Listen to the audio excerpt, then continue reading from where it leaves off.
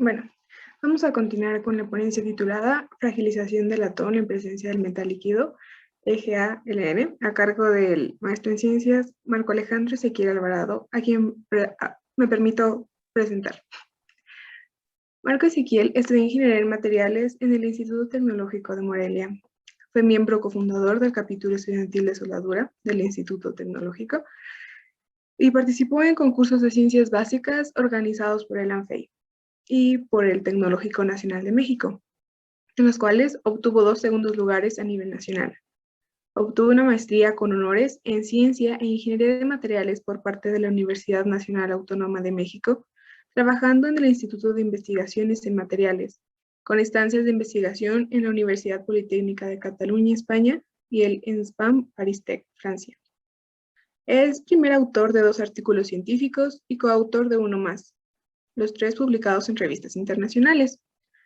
Trabajó como profesor de laboratorio en la carrera de Ingeniería Química Metalúrgica de la UNAM y como profesor de razonamiento matemático en las BELES. Actualmente es estudiante de doctorado en Ciencias de la Materia, de la Radiación y del Medio Ambiente en la Universidad de Lille, Francia.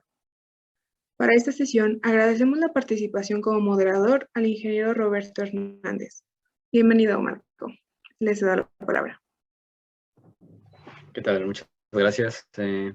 Hola, buenos días. Bienvenido, Marco. Buenos días a todas y todos. Al momento que gustes empezar, Marco. Bienvenido a esta tu casa. Muchas gracias. Vale. Entonces, bueno, pues muchas gracias por la invitación. Bueno, ya me presentaron.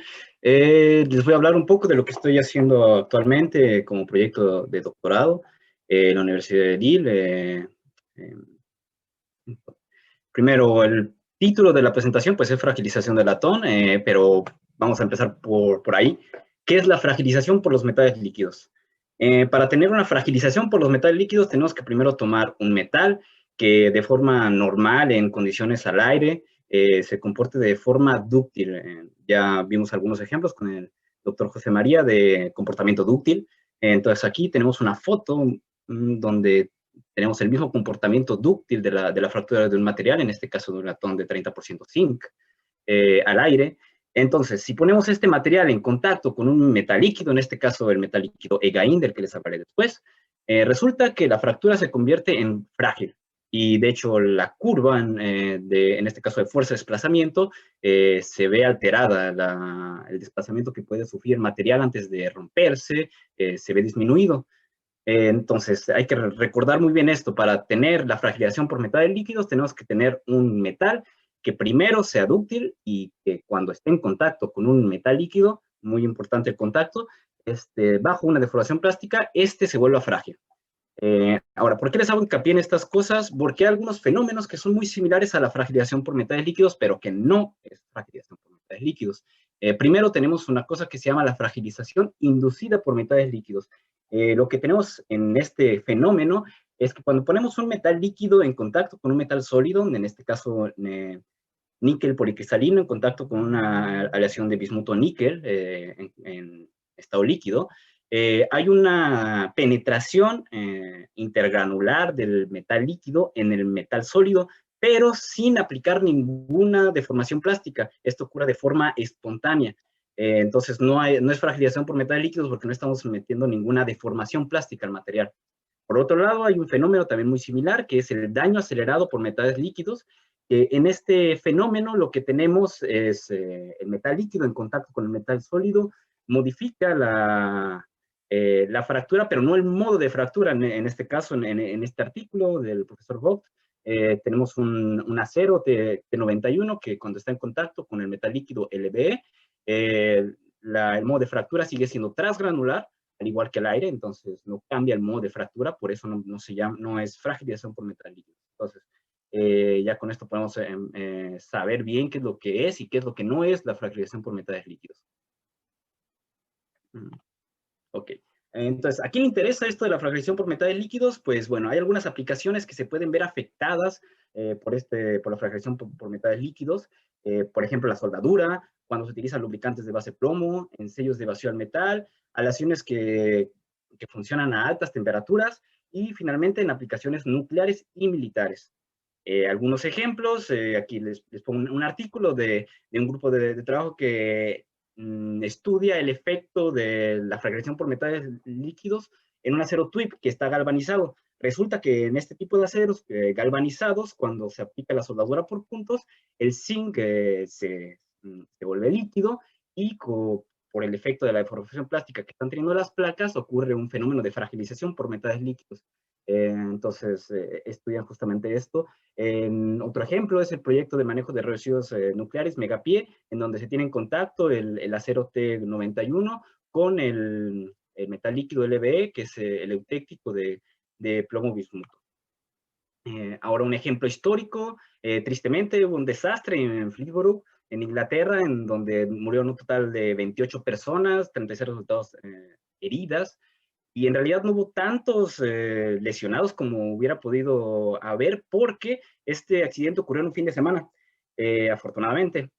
Si este accidente hubiera ocurrido entre semanas, se piensa que el saldo hubiera sido mucho mayor. Y después del peritaje, una de las posibles causas que se encontró para que ocurriera este desastre fue el hecho de que había zinc fundido en contacto con tuberías de acero inoxidable. Entonces vemos que el fenómeno de fragilización por metales líquidos es importante. Y bueno, ¿cómo se produce esto? ¿Qué es lo que provoca que se genere esto? En realidad, hasta ahorita nadie sabe, entonces vamos a cambiar un poco la pregunta y les voy a hablar más bien de cómo se modela la fragilización por metales líquidos, porque desde hace más de 40 años hasta la fecha ha habido un esfuerzo enorme por modelar este fenómeno, y aquí les pongo los 6 modelos principales que hasta la fecha todavía se sigue en disputa cuál es el que más acapara la mayor cantidad de casos, que explica mejor los mecanismos detrás de la fragilización por metales líquidos. Y bueno, les voy a hablar un poquito de ellos. Primero está el modelo de los señores Stoloff, Johnson, Watson y Kamdar, donde imaginaron que, bueno, hipotetizaron más bien que un átomo de metal líquido se absorbe en el fondo de una fractura de metal sólido, y lo que hace esta absorción es que disminuye la fuerza del enlace interatómico entre enlace en el metal sólido, y entonces al disminuir esta fuerza interatómica lo que está haciendo es que se disminuye la fuerza necesaria para poder propagar la fractura, y pues se genera la fragilización por metales líquidos. Ahora, Popovich piensa un poco diferente. Él hipotetiza que sí, está bien, los átomos se absorben en el fondo de la fisura, pero él hipotetiza que lo que ocurre más bien es una generación de dislocaciones. En el fondo de este átomo de metal líquido absorbido, hay una generación bueno, hay una activación de nuevos sistemas de deslizamiento, y hay una generación incrementada de dislocaciones, lo que está provocando en una zona muy, muy, muy localizada haya un endurecimiento por deformación, y este endurecimiento por deformación, según Popovich, después genera la fragilización por metales líquidos. Por último, les explico un poquito de Lynch. Lynch primero hace una comparación con la fractura dúctil, en donde tenemos una formación, tenemos nucleación, crecimiento y coalescencia de cavidades cuando se genera una deformación plástica. Entonces la fractura va creciendo de acuerdo con la coalescencia de cavidades. Y lo que dice Lynch es que cuando metemos en nuestra fractura un metal líquido, se va a ir a absorber, sí, va a disminuir la fuerza del enlace interatómico, pero según Lynch, sí va a haber una pequeña zona plástica después de la fractura, entonces sí hay una cierta formación de cavidades después de la fractura, lo que no considera ni Popovich ni el modelo SJWK. Y bueno, estos modelos que se basan en varios mecanismos, y como les digo, como les mostré hace rato, hay varios otros modelos que intentan explicar todo esto de la fragilización por metales líquidos, pero ninguno le ha pegado completamente a todos los casos ni ha explicado de forma cuantitativa qué es lo que está pasando. Y bueno, queda la pregunta, para que no pase esto de la fraccionación por metales líquidos, pues ponemos en contacto metales que no estén susceptibles a este fenómeno. Entonces se pensó, vamos a hacer una tabla donde pongamos qué metales sólidos con qué metales líquidos se observa fragilización, y así nos los ponemos en contacto, y todos los demás que estén en la tabla, pues los ponemos en contacto. Bueno, primer problema de eso, si ven su tabla periódica, hay muchísimos metales, y después si los empezamos a mezclar, se generan prácticamente infinidad de aleaciones. Entonces no podemos irnos por ese lado. Y de todos modos hay una segunda problemática. El hecho es de que muchos investigadores en esa época se dieron cuenta de que reportaban que no había fragilización por metales líquidos, pero otros investigadores con otros parámetros diferentes sí reportaban la fragilización por metales líquidos. Entonces, esta línea de buscar la susceptibilidad entre pares en específico se abandonó. Y entonces más bien se empezó a pensar en los parámetros que afectan la fragilización por metales líquidos. Y aquí los dejo unos segundos para que ustedes reflexionen qué parámetros ustedes piensan que pueden afectar la aparición de este fenómeno de fragilización por metales líquidos. Piensen, por ejemplo, en un ensayo de tracción, cuáles son los parámetros que afectarían el hecho de que un material se comportara de una u otra forma. Bueno, veamos si le atinaron algunos. Por un lado tenemos los parámetros externos, que es primero, más que nada, la temperatura. La temperatura es un parámetro que parece obvio. Dependiendo de la temperatura del metal sólido y del metal líquido, pues se van a comportar muy diferente. Por otro lado, tenemos la velocidad de deformación en este fenómeno. La velocidad de deformación juega un papel importante. Y también la magnitud de los esfuerzos aplicados al sólido. Este también es un parámetro externo muy a tomar en cuenta. Por otro lado, tenemos los parámetros intrínsecos. La composición química de tanto el metal líquido como el metal sólido juega un papel importante. No es lo mismo la fragilización que ocurre en el aluminio cuando está en contacto con el mercurio que en el aluminio cuando está en contacto con el galio. Son fenómenos de fragilización por metales líquidos que se comportan muy diferente.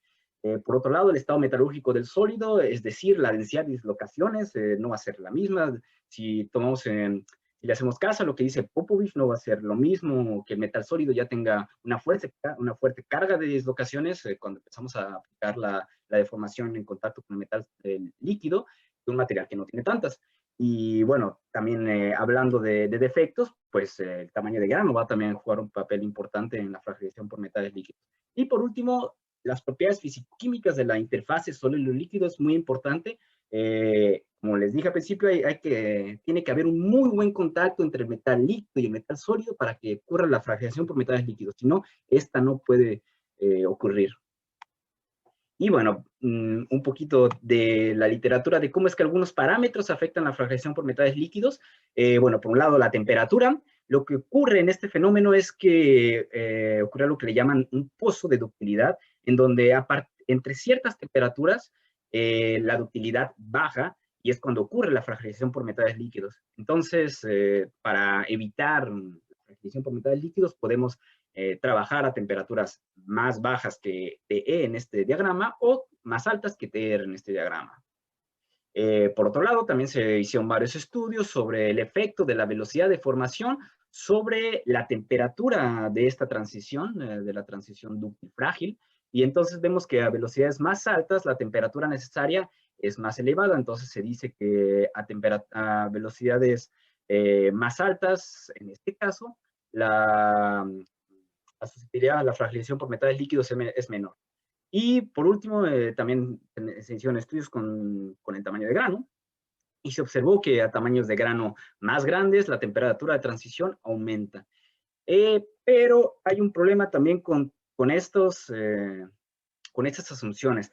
El problema es que ya después de todos estos, digamos, tendencias que se encontraron, se han encontrado tendencias que van hasta al contrario. Se han encontrado muchos otros sistemas en donde aumentar el tamaño de grano hace el efecto contrario, donde aumentar la velocidad de formación hace el efecto contrario, donde incluso cambiar la temperatura no modifica la fragilización por metales líquidos. Entonces, el tomar los parámetros no se pueden tomar de forma general para todos los sistemas. Hasta ahorita son los grandes desafíos que se tiene para estudiar la fragilización por metales líquidos. Entonces vemos que es un problema bastante complejo, donde muchas grandes mentes han invertido gran parte de su tiempo y desafortunadamente no hemos llegado a una comprensión total. Y entonces es cuando llego yo a intentar poner mi granito de arena en toda esta montaña que se ha generado sobre el tema. Y lo que estoy haciendo ahorita en el doctorado es estudiar un sistema que es el de cobre-zinc, el latón, y en contacto con un metal líquido que es una composición del galio indio. Ahora, primero, en cuanto al latón, los latones que estamos estudiando van desde 0% de zinc, o sea, cobre puro, hasta un 30% de zinc, que nos quedamos en esta parte del diagrama de fases. Llegamos hasta esa parte del diagrama de fases porque lo que queremos estudiar es el efecto del zinc como solución sólida. El problema de que si vamos más allá de 30% de zinc, empezamos a tener la fase beta, y eso complica muchísimo más las cosas. Ya tenemos un problema bastante complejo, entonces intentamos quedarnos en lo más simple posible. Entonces nos quedamos en la composición de puros latones alfa. Por otro lado, tenemos el metal líquido, que es el galio indio, que de hecho nosotros utilizamos la composición del eutéctico del galio indio, que es este de aquí, a 24.5%. Tenemos una temperatura de fusión de 15.7 grados Celsius, entonces vemos que es líquido a temperatura ambiente, lo podemos manejar a temperatura ambiente, que ya eso es algo bastante útil en el estudio de la fragilización por metales líquidos, porque nos permite hacer muchísimos ensayos sin tener la problemática de montar hornos que nos permitan elevar la temperatura.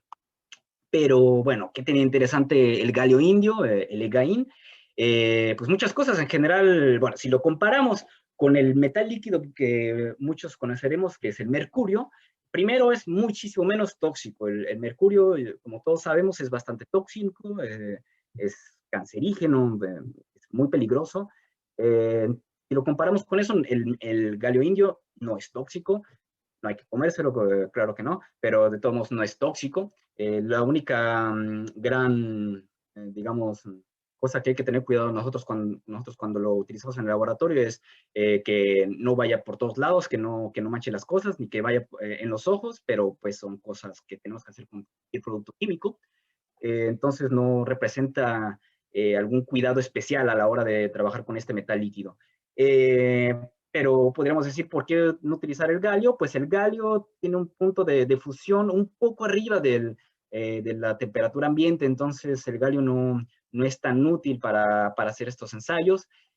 Por otro lado, otra aleación de base galio que está haciendo, tiene muchas aplicaciones, es el galistán. Pero el galistán tiene 3 elementos, que es el galio, el indio y el estaño, y eso complica todavía más el fenómeno de la fragilización por metales líquidos. Cada vez que añadimos un nuevo elemento son muchísimas otras variables que se tienen que considerar.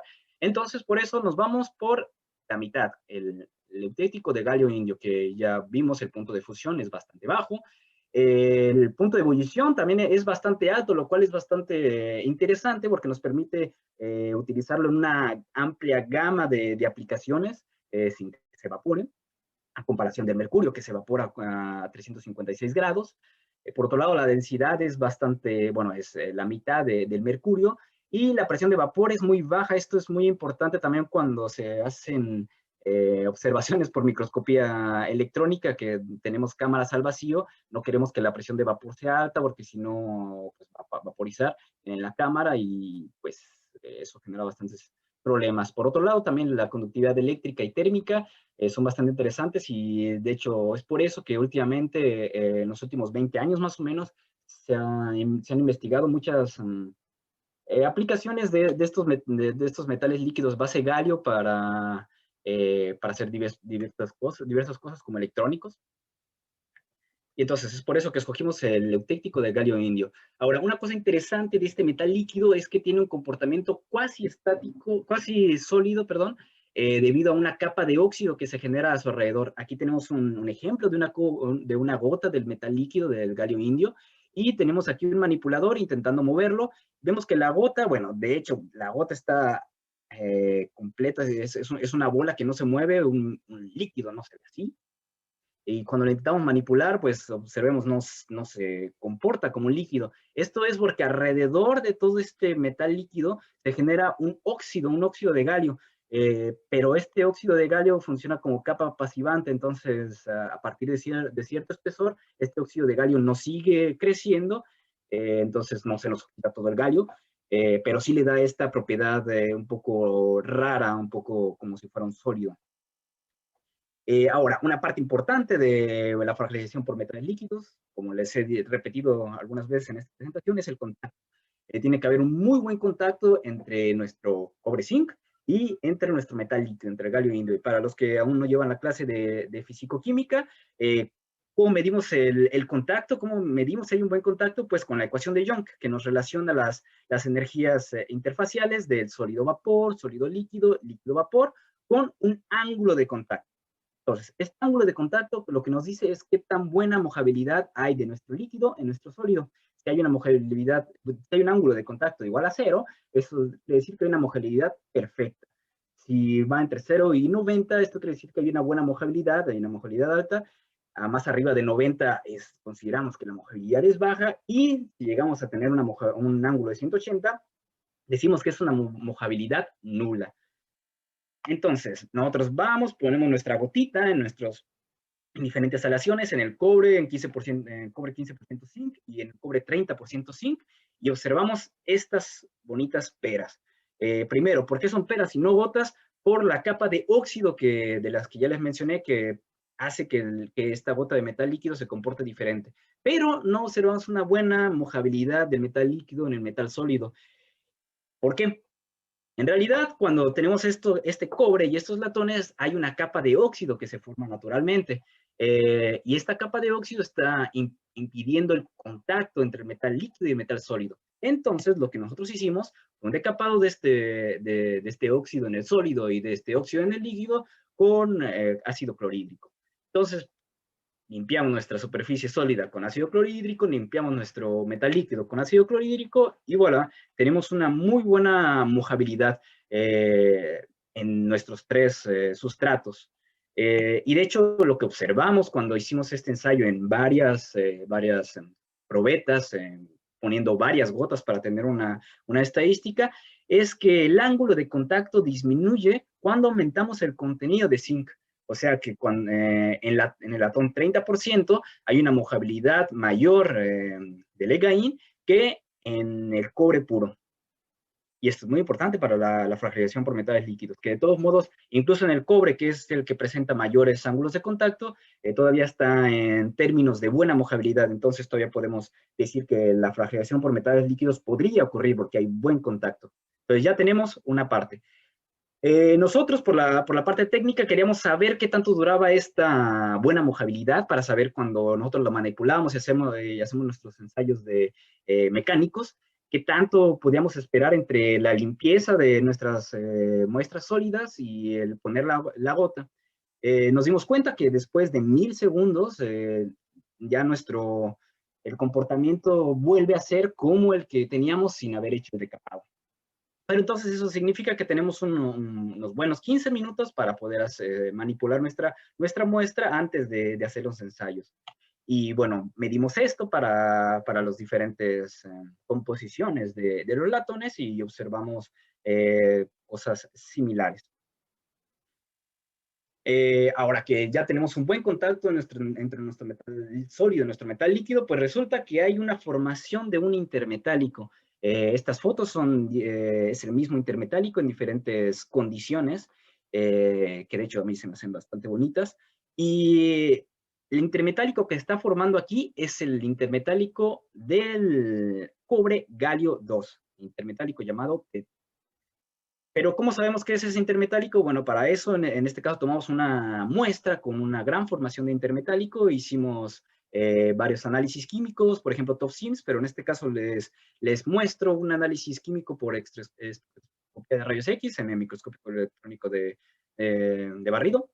Vimos el porcentaje atómico y vimos que está muy cercano al porcentaje geométrico del cobre galio 2. Y de hecho, una cosa interesante es que el zinc está en muy pequeñas cantidades, igual que el indio. Entonces, esto es importante porque eso significa que el zinc sí está yendo al intermetálico, pero en cantidades muy, muy bajas.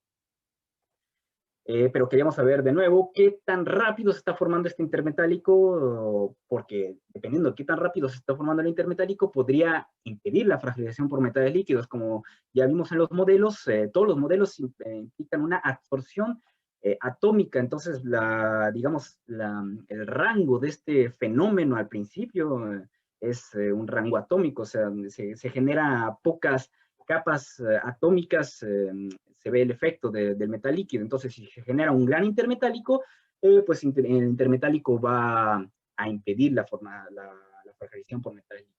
Entonces, lo que hicimos fue preparar las muestras, quitarles el óxido, formar la gota y después esperar tiempos variables para ver qué tanto se formó de intermetálico, y después limpiamos las muestras y las observamos por microscopía electrónica de barrido.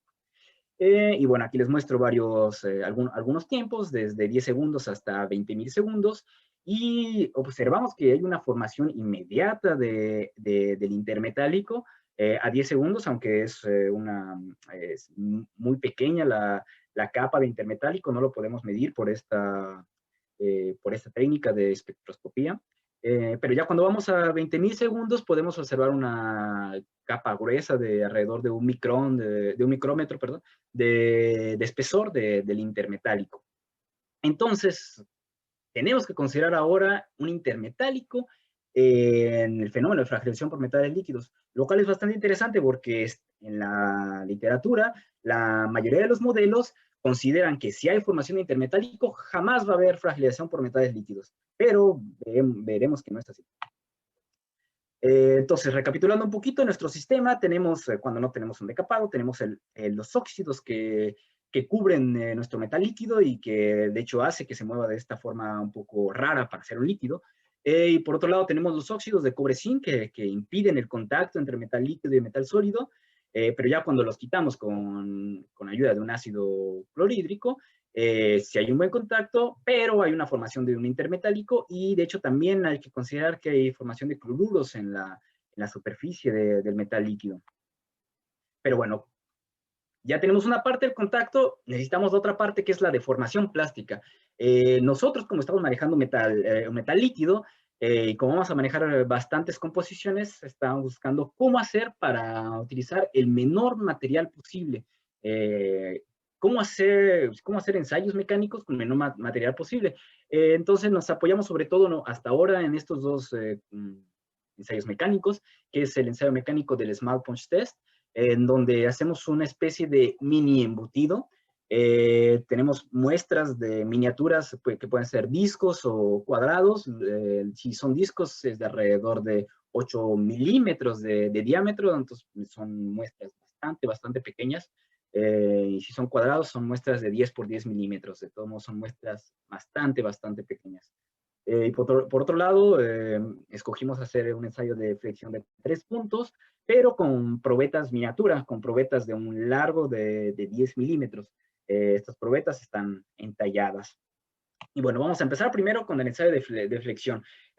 ¿Cómo hacemos el ensayo de flexión? Primero tenemos que tener cuidado con el contacto entre metal líquido. Muy importante, si no tenemos un buen contacto entre el metal líquido y la muesca de nuestra muestra, pues no vamos a tener la fragilización.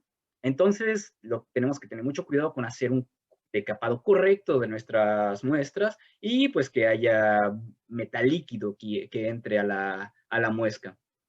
Y bueno, aquí un pequeño GIF de cómo hacemos el ensayo de flexión con una gota de metal líquido sobre el metal.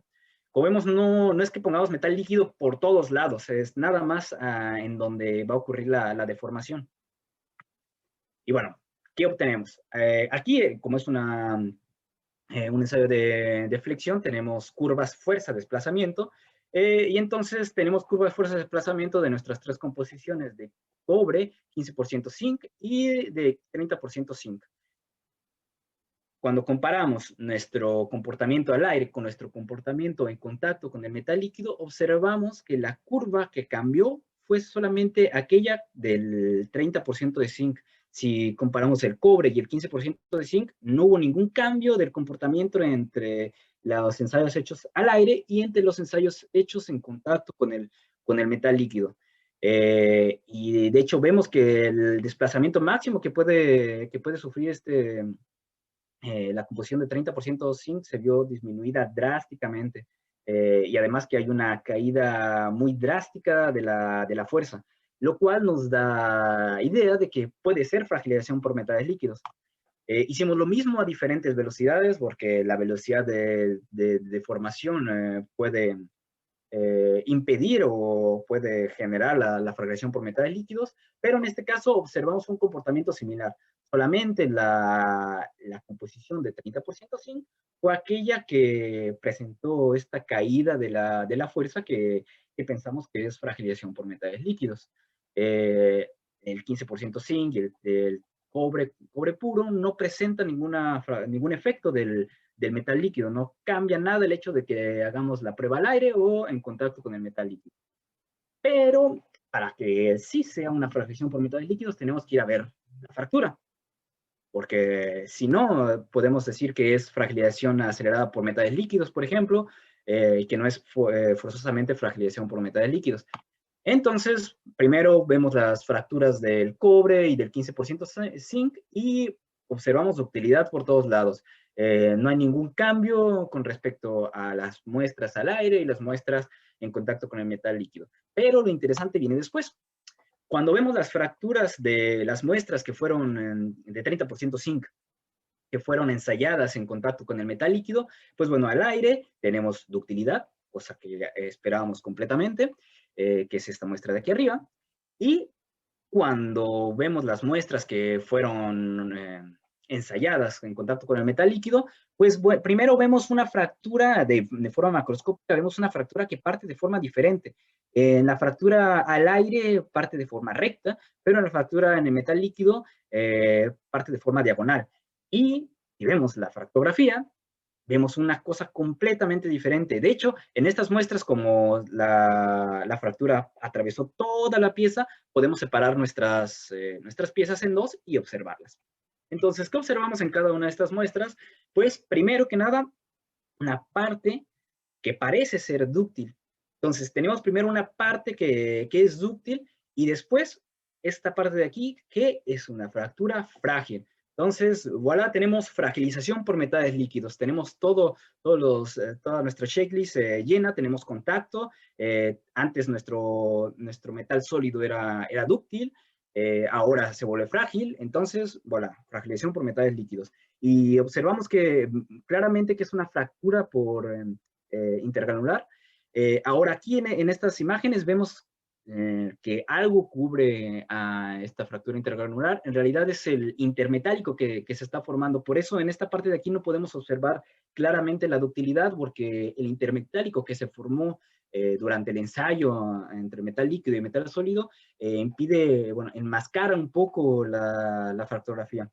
En otra imagen, en donde el retiro del intermetálico funcionó un poquito mejor, utilizando un método de limpieza mejor, observamos en esta parte del inicio una ductilidad. Vemos estas cavidades que se formaron, que dan pie a la ductilidad, bueno, que se forman gracias a la ductilidad, y después vemos claramente la fractura frágil, que es intergranular.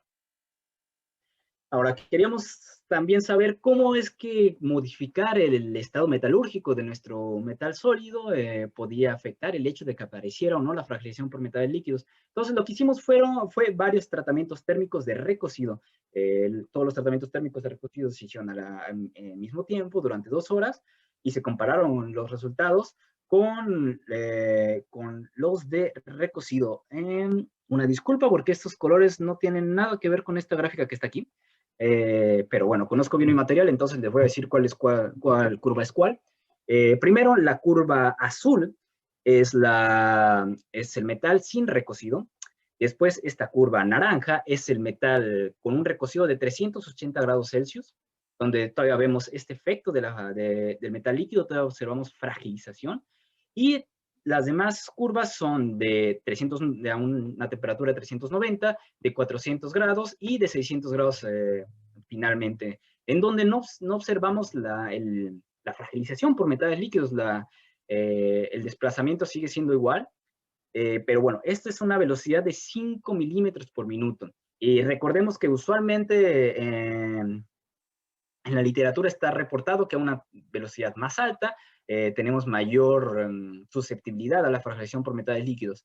Pero nosotros decidimos ver qué es lo que pasa a velocidades más bajas, 1000 veces más bajas. Y lo que observamos, este mismo código de colores es el mismo que de la izquierda, entonces, sin recocidos es el azul, después el naranja es con recocido a 380, después recocido a 390, a 400, a 600. Lo que observamos es que hay fragilización, en casos donde no había fragilización a una velocidad de 5 milímetros por minuto en las muestras que se recocieron por 390 y 400 grados Celsius, no hubo fragilización a 5 milímetros por minuto, pero a una velocidad mucho más lenta sí que hay fragilización. Pero en la muestra que sufrió el recocido con una temperatura más alta, ahí aún no hay fragilización aún a estas velocidades muy lentas. Y entonces hicimos una especie de tablita en donde, para saber en qué condiciones de recocido y a qué velocidades, sí podemos observar la fragilización por metales líquidos en este material. En cuanto a la fractografía, revisamos que sí fuera una fractura frágil, como en todos los demás casos, porque si no, no es fragilización por metales líquidos. No nos podemos basar en que es fragilización por metales líquidos solamente viendo las curvas. Tenemos que ir a ver la fractura. Y sigue siendo igual, sigue siendo una fractura intergranular. Y de hecho sigue habiendo una fractura dúctil al inicio de nuestra fractura. Esta fractura dúctil es bastante consistente a diferentes condiciones de testeo, incluso entre diferentes condiciones metalúrgicas, excepto en condiciones de recocido a temperaturas a velocidades de deformación muy lentas. En estas probetas lo que estamos observando es una fractura dúctil muchísimo más larga que en las otras, y podemos relacionar esta gran zona dúctil con la curva, en donde vemos primero esta caída ligera de la fuerza, que se debe a la formación de la fractura dúctil, perdón, y después esta caída brusca. Esta caída brusca ahora sí es la fractura frágil que ocurre después de la formación de la fractura dúctil. De forma similar en otro estado metalúrgico, a una velocidad también muy lenta, observamos el mismo comportamiento, tanto de la fractografía como de las curvas. Por otro lado, tenemos otro ensayo mecánico, que es el Small Punch Test. Ahora, el Small Punch Test, como ya les adelantaba, es una especie de mini embutido sobre probetas miniatura. Este Small Punch Test, debido a su utilidad, debido a que utilizamos muy poco material, es muy útil para hacer estudios de fragilización por metales líquidos. No soy el primero que lo utiliza para este tipo de estudios. Aquí les muestro un ejemplo del acero T91 al aire y el acero T91 en contacto con el líquido, con el eutético plomo bismuto. Y además, una cosa interesante de esta técnica es que recientemente se han estado desarrollando nuevas geometrías de muestras para obtener diferente información más completa de este ensayo.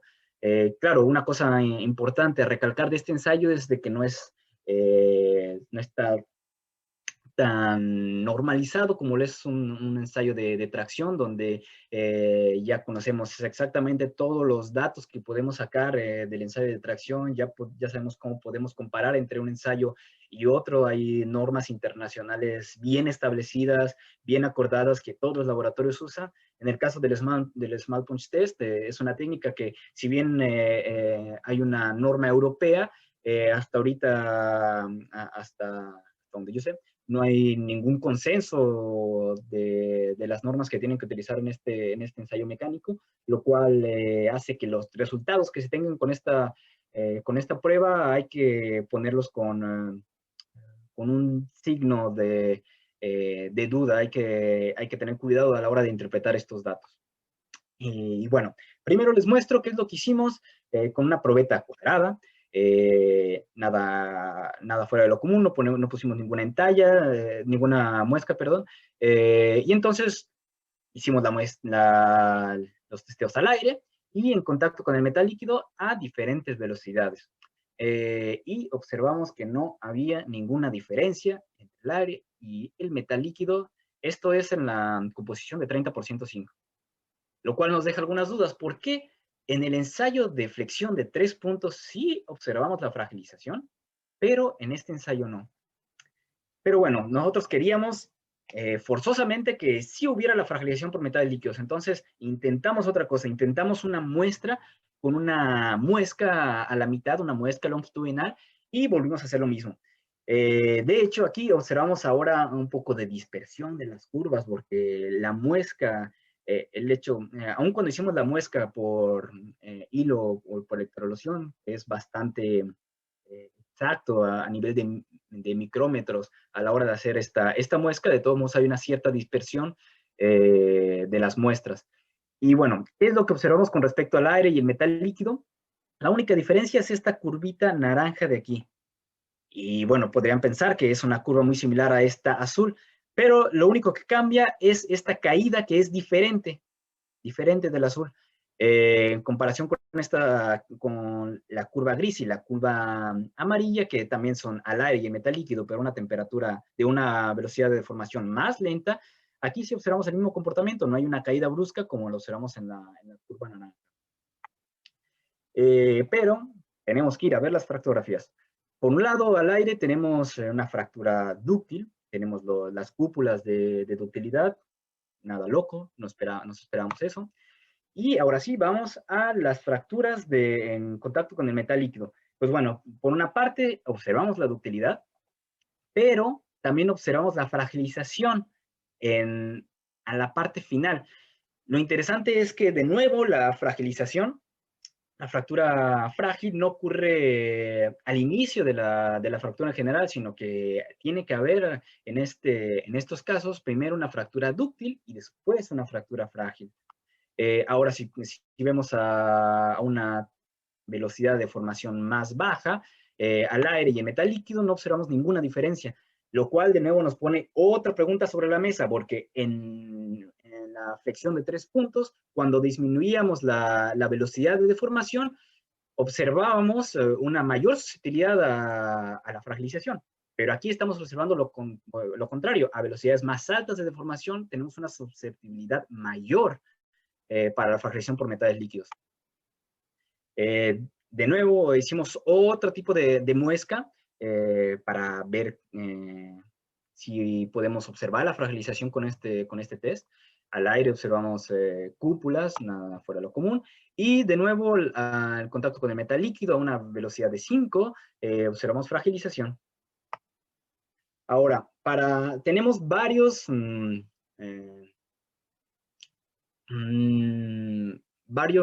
técnicas que utilizamos para hacer los ensayos mecánicos. Entonces, queremos comparar cuáles son los estados de esfuerzos en cada uno de estos para ver si hay alguna relación de por qué en este ensayo tenemos fragilización y por qué en este ensayo tenemos fragilización en condiciones de velocidad de deformación diferentes. Entonces, ahorita lo que estamos haciendo en curso, bueno, en parte de muchas cosas, es una simulación pues, por el elemento del método finito de todos estos ensayos. En este caso les muestro un GIF de una simulación que hicimos tomando en cuenta un comportamiento elásticos de nuestro material, y lo que queremos calcular es el estado de esfuerzos al fondo de la muesca. Pero, como ya vimos que la fragilización no comienza en el fondo de nuestra muesca, sino más allá, lo que nos propusimos hacer es utilizar un comportamiento elastoplástico, pero también considerar en cuenta la formación de las cavitaciones para calcular el estado de esfuerzos después de la fractura dúctil y no antes, porque lo que nos interesa es el estado de esfuerzos en el momento donde hubo la fragilización por metales líquidos. Y bueno, esto estamos haciendo para todos los diferentes pruebas mecánicas que estamos haciendo. Por favor. Sí, ya es la siguiente, las perspectivas. Gracias. Estamos haciendo esto para todos los ensayos mecánicos. Y bueno, conclusión y perspectivas, un poquito recapitulando lo que ya vimos. Primero, hay una buena condición de contacto entre los latones alfa y el metal líquido galio indio cuando hay una desoxidación, ¿sí o no? Y esta desoxidación es efectiva hasta 1000 segundos después de haberla hecho. Y el grado de homogeneidad aumenta cuando aumentamos el contenido de zinc. Perdón. Por otro lado, hay un intermetálico que se forma entre el latón y el galio indio, y se forma de forma muy rápida. Pero, sin embargo, a pesar de este intermetálico, hay una fragilización por metales líquidos en el latón con 30% de zinc en contacto con este metal líquido. En las condiciones en las que nosotros hicimos los test, la fractura es primero dúctil y después hay una fractura frágil intergranular. Observamos nosotros en nuestras condiciones que ni el cobre ni el latón con 15% de zinc presentaron una fragilización por metal líquido. También observamos que un tratamiento térmico de recocido puede modificar las velocidades de formación a las que sucede la fragilización por metales líquidos, en donde se favorece que ocurra a velocidades más lentas en el ensayo de flexión de 3 puntos. El ensayo de flexión del ensayo de Small Punch Test nos permitió estudiar la fragilización por metales líquidos, pero con ciertas geometrías específicas, no con geometrías sin muescas. Y en este caso observamos una susceptibilidad mayor a la fragilización por metales líquidos a velocidades de deformación más altas. Y bueno, les quería compartir unos ponis que todos los días veo cuando llego a la escuela y que me recuerdan muchísimo a mi alma mater. Vamos, ponis. Y pues muchas gracias por su atención. Espero sus preguntas.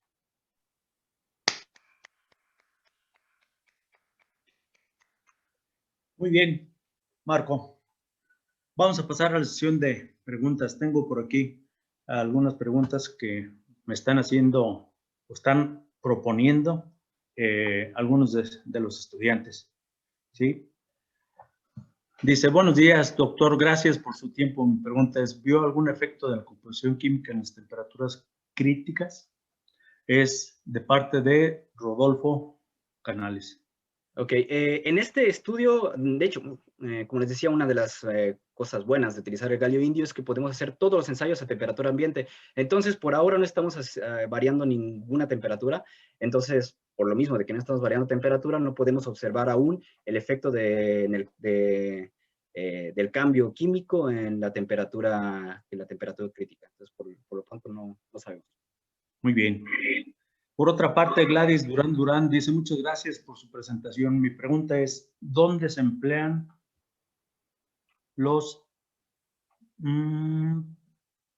Hola, gracias por su tiempo para compartir su presentación. Mi pregunta es, ¿el eutéctico galio indio tiene patente? Sí, de hecho, creo por eso le pongo el nombre de eutéctico galio indio. No o sea, es una aleación conocida desde muchísimo tiempo, tal cual patente no estoy seguro, pero sí se está utilizando ahorita de manera comercial con ese nombre de EGAIN. Entonces no estoy seguro si tenga patente.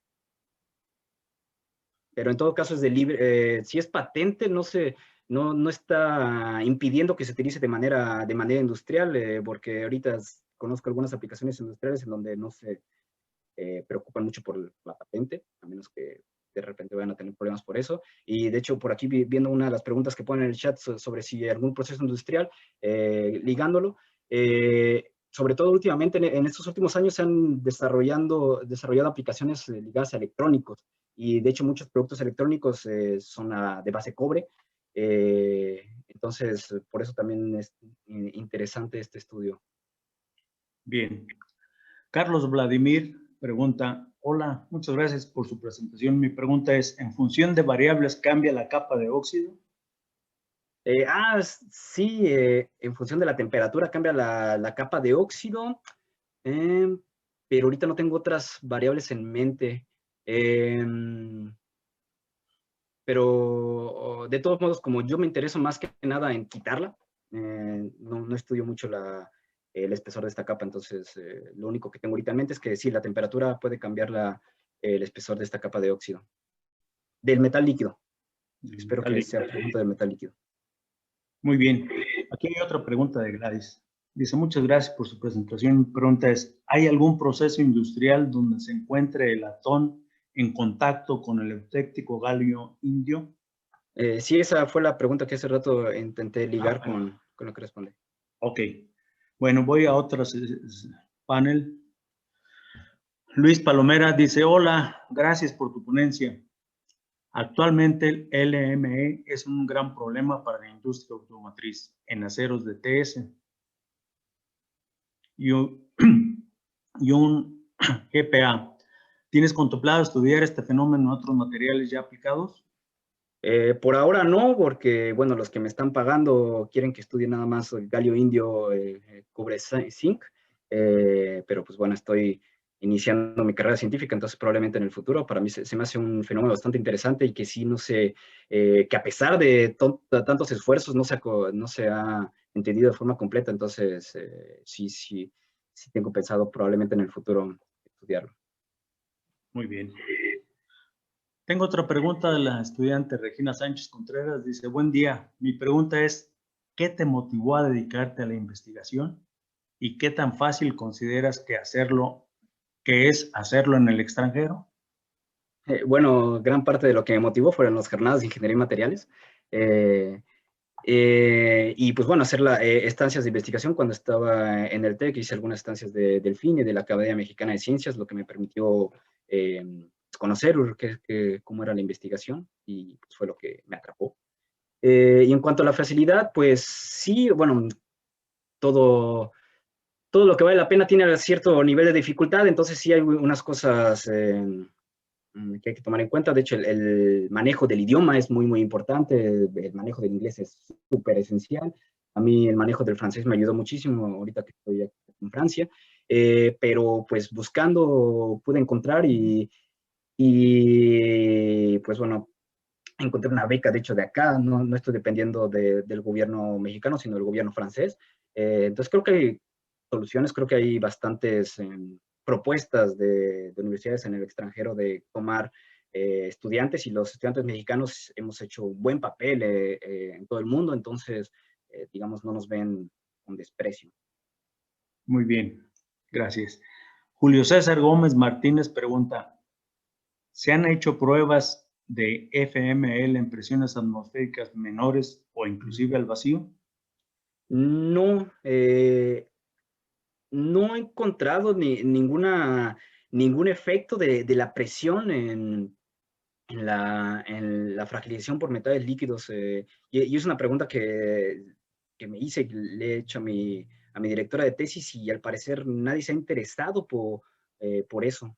No sé, no ha habido muchos trabajos, o a lo mejor se han interesado, no vieron ningún efecto y simplemente no se publicó. Pero en todo caso, la presión atmosférica lo que cambiaría es el hecho de si el metal líquido sigue siendo líquido. Fuera de eso no veo cómo afectaría la fragilización por metales líquidos. De acuerdo. Liliana Romero, gracias por la excelente presentación.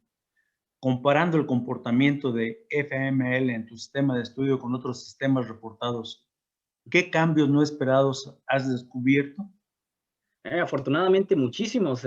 Primero, lograr la fragilización por metales líquidos no fue tan fácil. Cuando veo los artículos, por ejemplo, de Small Punch Test, que estudian la fragilización por metales líquidos, pues nada más ponen en contacto, en su muestrita, hacen el embutido y voilà, tenemos la fragilización. Yo llegué haciendo esto muy feliz y me di cuenta de que no había fragilización. Entonces, me preocupé muchísimo, porque si mi tema de tesis se llama fragilización por metales líquidos de latón en contacto con galio indio y no hay fragilización, pues ahí hay un problema.